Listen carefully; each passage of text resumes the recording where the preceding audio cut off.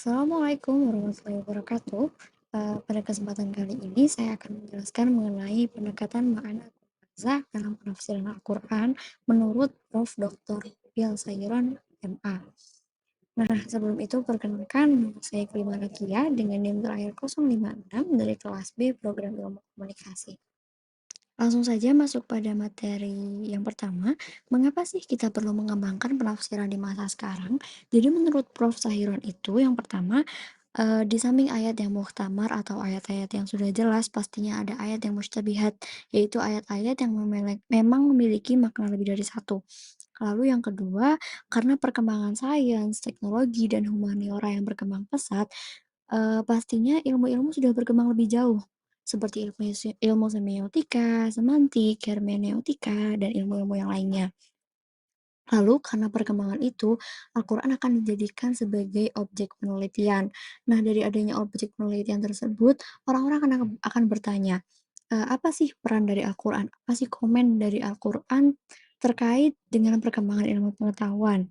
Nah, karena adanya ayat yang mustabihat itu, maka akan terus dicari maknanya oleh semua orang.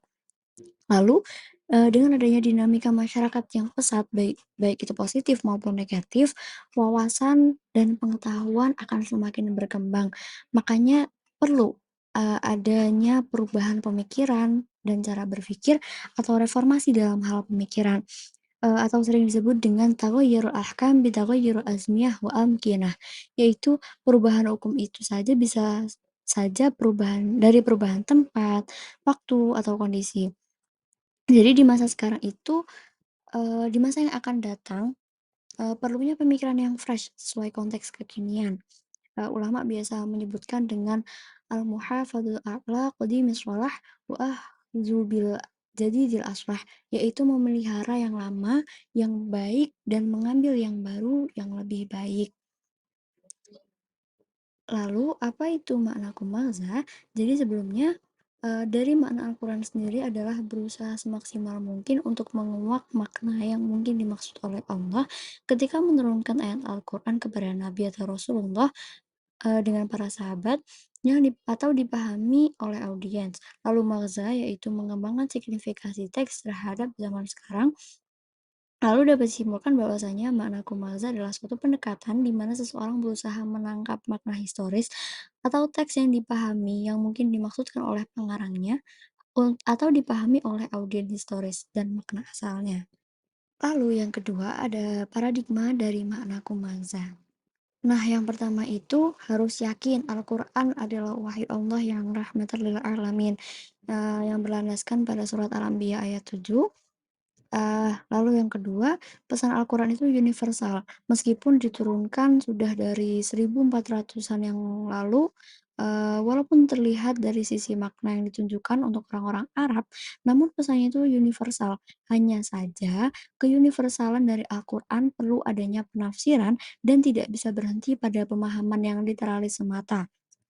Karena kalau kita berpikiran Al-Quran secara itu, akan berpikir bahwa Al-Quran itu out of date. Lalu yang ketiga, tidak ada pertentangan antara wahyu dengan akal sehat atau nurani. Karena itu sama-sama wahyu dari Allah, jadi mereka itu sejajar dan harmonis. Tidak akan bertentangan walaupun wawasan orang yang berbeda-beda, namun akal sehat tidak akan bertentangan dengan wahyu. Muhammad Abdul mengatakan, La dina liman la aqla lahu, yang artinya tidak ada agama bagi orang yang tidak memiliki akal. Lalu yang terakhir, tidak ada nansih-mansuh atau tidak ada ayat Al-Quran yang akan dihapus.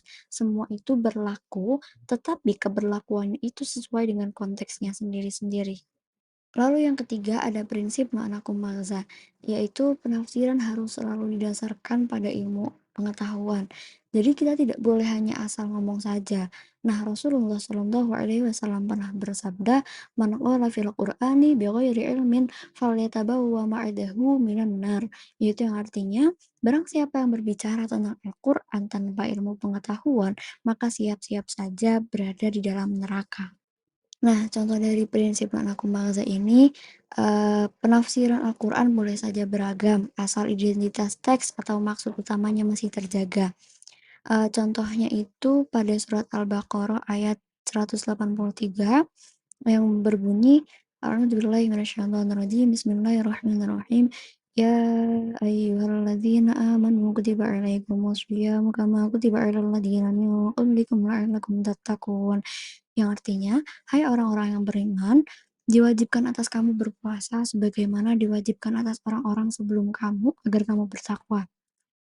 Nah, pada ayat ini itu banyak sekali penafsiran yang dilakukan oleh para ahli. Yang pertama, menurut ahli usul fikih, mereka akan mengatakan, mencerna ayatnya lalu dianalisa dan akan menyatakan wajib hukumnya berpuasa di bulan suci Ramadan bagi orang-orang Islam yang memenuhi syarat dan tidak ada uzur.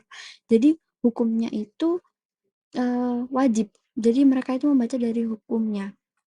Lalu psikolog akan mengatakan, kamu lagi puasa, apa sih yang dirasakan? Apakah cuma lapar dan dahaga? Adakah yang lebih dari itu? Nah, pasti akan dijawab, gimana ya orang yang tidak akan mempunyai uang dan yang tidak berkecukupan? Nah, setelah dilakukan penelitian, riset, kejiwaan orang-orang yang berpuasa ini maka psikolog akan mengatakan puasa di bulan Ramadan akan memunculkan rasa simpati dan empati terhadap orang-orang yang tidak punya. Lalu yang terakhir itu menurut ahli sosiologi, kebiasaan orang puasa itu gimana sih? Sebelum puasa ada apa aja? Lalu diobservasi nih, mereka sebelum berbuka puasa ada obrolan ringan, maka puasa di bulan suci Ramadan mampu memperkuat kohesi sosial. Mereka terlihat berbeda-beda, namun penafsirannya akan tetap sama dan masih nyambung dengan ayat sebelumnya. Terima kasih atas perhatian yang sudah diberikan. Semoga bermanfaat untuk kita semua. Wassalamualaikum warahmatullahi wabarakatuh.